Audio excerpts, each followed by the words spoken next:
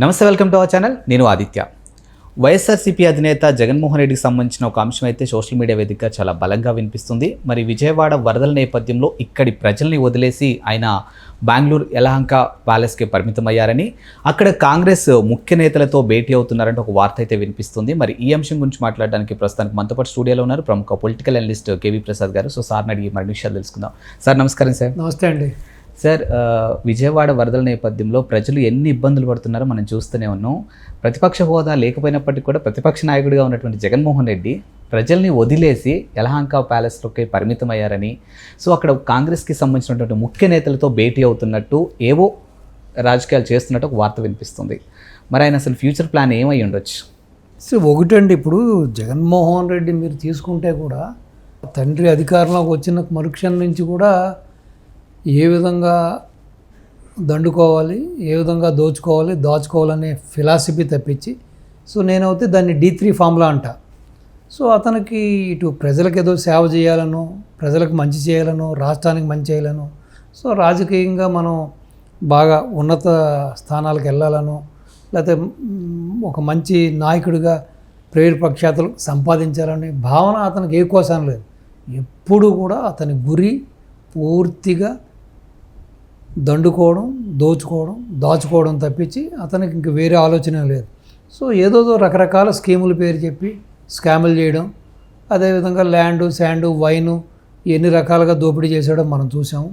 Even snacks విషయంలో కానీ, egg puffs విషయంలో కానీ, లేకపోతే సో ఏదైనా సరే ప్రతి దాంట్లో కూడా అతను స్కామే. ఇదేదని కాదు, ఈవెన్ కోవిడ్ టైంలో కూడా సెంట్రల్ నుంచి వచ్చిన ఎయిడ్ కానీ, లేకపోతే మెడిసిన్ కానీ, కిట్స్కి సంబంధించింది కానీ, సో మిగతా రాష్ట్రాలతో ఏ ప్రైజ్ ఉండేది, ఏపీలో ఏ ప్రైజ్కి అతను పర్చేజ్ చేశాడు అని చూసాం మనం. సో ప్రతీది కూడా అనుక్షణం కూడా అతని ఆలోచన భిన్నమైన ఆలోచన. సో మిగతా రాజకీయ నాయకులు ఉన్నారు, కాస్తో కోస్తో కరప్షన్ చేసేవాళ్ళు ఉన్నారు, కాస్తో కోస్తో చేతివాటం చూపించేవాళ్ళు ఉన్నారు. ఎవరు కూడా అంత సత్యహరిశ్చంద్రులాగా రాజకీయాలు చేసేవాళ్ళు ఎవరు కూడా ఈ రోజున లేరు. ఎక్కడో 100కి 1 చాలా వెరీ రేర్.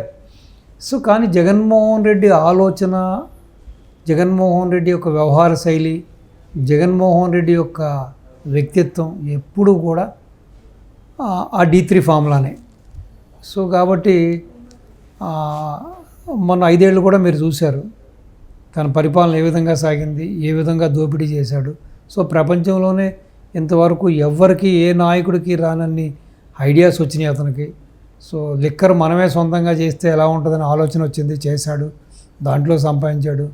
అలాగే ఇళ్ళ పట్టాల కోసం ఇవ్వడం కోసం జనాలకి దగ్గర నుంచి ల్యాండ్ ప్రొక్యూర్ చేసి తన ఎమ్మెల్యేల ద్వారా, తన మనుషుల ద్వారా దాన్ని మళ్ళీ ప్రభుత్వానికి ఎంత ఎక్కువ రేట్లకు అమ్మి ఏ విధంగా సంపాదించాడు చూసాం. ఈ విధంగా ప్రతి దాంట్లో కూడా అతను ఒక వ్యాపార ధోరణిలోనే ఉన్నాడు. కానీ సో వ్యాపారం చేసేవాడు కూడా ఏదో ఒక నియమం, నీతి, నిబద్ధతతో చేస్తారు. సో ఇది రాజకీయం అంటేనే ఒక తిరుగులేని వ్యాపారం కాబట్టి, పెట్టుబడి లేని వ్యాపారం కాబట్టి అతను ఏ విధంగా రాష్ట్రాన్ని దోసేసాడో మనం చూసాం. ఈ రోజున సెంట్రల్లో అంత సానుకూలమైన, అతనికి సానుకూలంగా బీజేపీ వ్యవహరించట్లేదని అనుమానం వచ్చిందో ఏంటో తెలియదు. కానీ సో మొత్తం మీద సెంట్రల్లో ఏదో జరుగుతుంది, చంద్రబాబు నాయుడు కనుసన్నల్లో సెంట్రల్లో ఏదో చేస్తున్నారు నా మీద కుట్ర చేయడానికి ఏమీ లేదు. ఆల్రెడీ ఉన్న కేసుల్ని అవి బయటకు తీసితే సరిపోద్దు, లోపల వేసేయచ్చు. సో మొత్తం మీద అతనికి డౌట్ అవుతే వచ్చింది.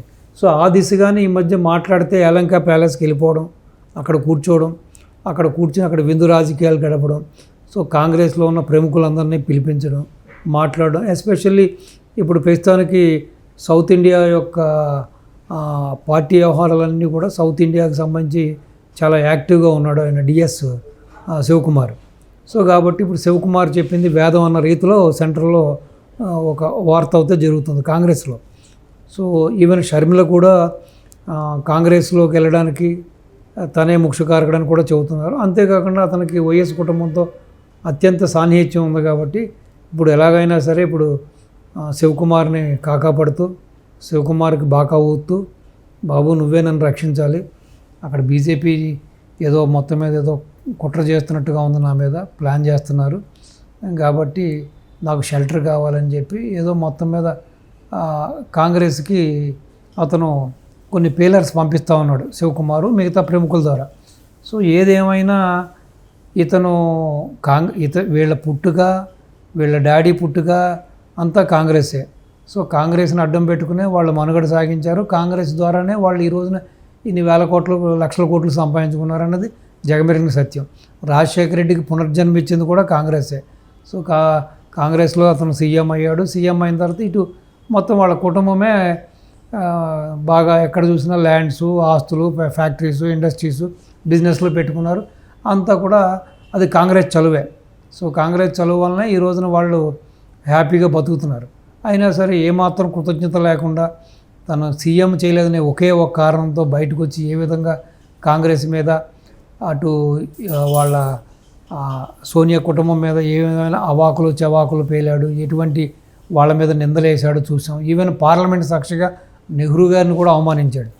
సో ఈ రోజున మళ్ళీ తన అవసరం ఉంది కాబట్టి కాంగ్రెస్సే ఇప్పుడు ప్రత్యామ్నాయంగా ఉంది కాబట్టి బీజేపీకి స్ట్రాంగెస్ట్ అపోజిషన్ కాంగ్రెస్ కాబట్టి, సో ఈ చంతనం కాకపోతే ఆ చంతనం అనే రీతిలో, ఈ గట్టు కాకపోతే ఆ గట్టు అనే రీతిలో ఈ రోజున మళ్ళీ కాంగ్రెస్కి పక్కకి వెళ్ళి తన మనుగడని, తన జీవితాన్ని, తన పార్టీ అస్తిత్వాన్ని కాపాడుకోవడం కోసం రకరకాల ప్రయత్నాలు చేస్తూ ఉన్నాడు.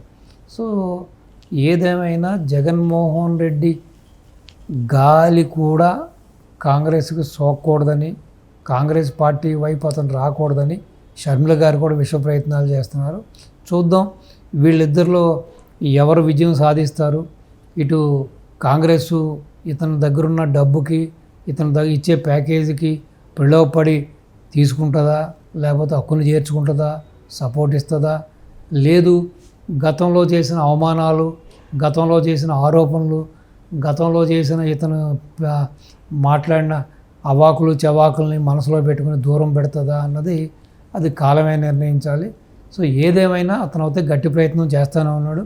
రకరకాలుగా కాంగ్రెస్ని ప్రసన్నం చేసుకోవడానికి అతను ఎన్నో గజకర్ణ, గోకర్ణ, తక్కువ టమార విద్యలన్నీ కూడా ఉపయోగిస్తున్నాడు. ఎస్పెషల్లీ ఇప్పుడు అతని దగ్గర విపరీతమైన ఫండింగ్ ఉంది కాబట్టి, సో డెఫినెట్గా మరి ఆ ఫండ్ ఏదైనా ఇచ్చి లొంగ తీసుకుంటాడా, కాంగ్రెస్ని పిలువ పెడతాడా అన్నది కూడా చూడాలి. మరి కాంగ్రెస్ కూడా జరిగిన అవమానాలని అంత తొందరగా మర్చిపోతుందా అన్నది దీనికి కాలమే సమాధానం చెప్పాలి. సో ఏదేమైనా జగన్మోహన్ రెడ్డి అసలు ఒక పక్కన రాష్ట్రం అల్లాడిపోతుంటే వరదలతో, విజయవాడ ఆ విధంగా అతలాకుతలం అయిపోతే కూడా ఏదో వచ్చానన్న పేరుకి 50 గంటల తర్వాత వచ్చి ఒక 2 రోజులు, రోజుకు ఒక 2 గంటలు అటు ఇటు తిరిగి ఏదో ఒక నాటకాలు ఆడి మళ్ళీ వెనక్కి వెళ్ళిపోవడం తప్పించి కానీ ఎంతవరకు ప్రకటించిన సహాయం కూడా ఇవ్వలేదు అతను. అలాగే అతని యొక్క మంత్రులు కానీ, సహచరులు కానీ, అతని యొక్క కార్యకర్తలు కానీ, అతని యొక్క ద్వితీయ శ్రేణి నాయకులు కానీ, ఎమ్మెల్యేలు, ఎంపీలు, మినిస్టర్లు రాష్ట్రాన్ని ఏ విధంగా చెరుగ్గళ్ళగా నవిలి మింగేశారు చూసాం, ఏ విధంగా దోచేశారు చూసాం. కనీసం అతని వలన లబ్ధి పొందిన అతని బినామీ కంపెనీలు కానీ, అతనికి సంబంధించిన కంపెనీలు కానీ, అతనికి ఫేవరబుల్ ఉండే కంపెనీలు కానీ, లేకపోతే ఈ యొక్క నాయకులు కానీ, ఈ అలీబాబా 40 దొంగలు కూడా ఇంతవరకు ఒక్క వ్యక్తి కూడా బయటకు వచ్చి ఒక్క రూపాయి కూడా ప్రకటించలేదనేది నిజంగానే శోచనీయం. అంటే మీరు దీన్ని బట్టి అర్థం చేసుకోండి, జగన్మోహన్ రెడ్డి అండ్ గ్యాంగ్కి రాష్ట్రం మీద ఏమాత్రం ప్రేమ ఉంది, రాష్ట్ర ప్రజల మీద ఏమాత్రం ప్రేమానురాగాలు ఉన్నాయి, గౌరవం ఉన్నదన్నది ఈ ఇన్సిడెంట్ తోటి తెలుస్తుంది. సో ఇప్పటికైనా ప్రజలు నిజాలు గమనించాలి. ఎప్పటికైనా అతన్ని అభిమానిస్తూ కులం పేరుతోటో, మతం పేరుతోటో, జాతి పేరుతోటో వెనకాల తిరుగుతూ అవాకులు చవాకులు పేలుతూ నానా రకాలుగా దుర్భాషలాడుతున్న వీళ్ళందరూ కూడా మారాలి. ఇప్పటికైనా సరే ఆ పార్టీని భూస్థాపితం చేయకపోతే డెఫినెట్గా ఎప్పటికైనా సరే రాష్ట్రానికి అరిష్టమే. సో ఏదేమైనా కూడా ఇటువంటి నాయకుడు ఉండడం నిజంగా ఆంధ్ర రాష్ట్ర ప్రజలు చేసుకున్న దురదృష్టం ఇది. సో ఎప్పటికైనా ప్రజలు కళ్ళు తెరవాలి. కళ్ళు తెరిచి ఇతను శాశ్వతంగా రాజకీయాల నుంచి దూరం చేసుకోవాలి, రాజకీయంగా ఇతన్ని భూస్థాపితం చేయాలి. అప్పుడే రాష్ట్రానికి మనుగడ, ప్రజలకి భవిష్యత్తు అని నేను ఆశిస్తున్నాను. Thank you sir. నమస్తే.